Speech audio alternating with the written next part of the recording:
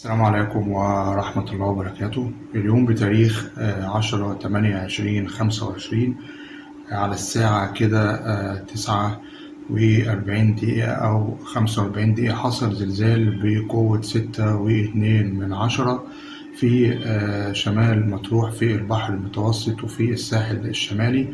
طبعا الزلزال قوي جدا وبقوة 6.2. طبعا قبليها بنص ساعة حصل زلزال في تركيا، في إحدى الولايات في تركيا، والزلزال كان بقوة برضه 6.5. وبعديها حصل هزات أرضية بعد الزلزال اللي في تركيا حصل 4 هزات بقوة 4.5. طب ندعو الله سبحانه وتعالى إن ربنا يرحمنا برحمته الواسعة، ولا نملك سوى الدعاء إلى الله سبحانه وتعالى من الظواهر الطبيعية.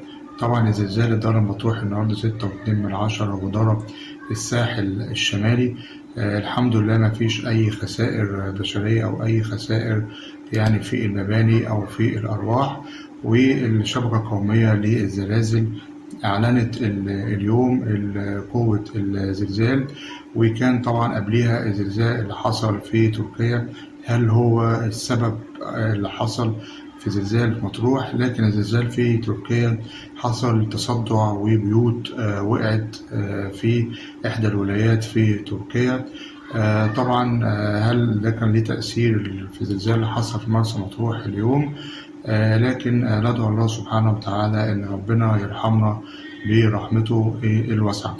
دي كانت نبذة مختصرة عن الزلزال اللي حصل اليوم في مرسى مطروح وفي تركيا. وأشوف حضراتكم على ألف خير، والسلام عليكم ورحمة الله وبركاته.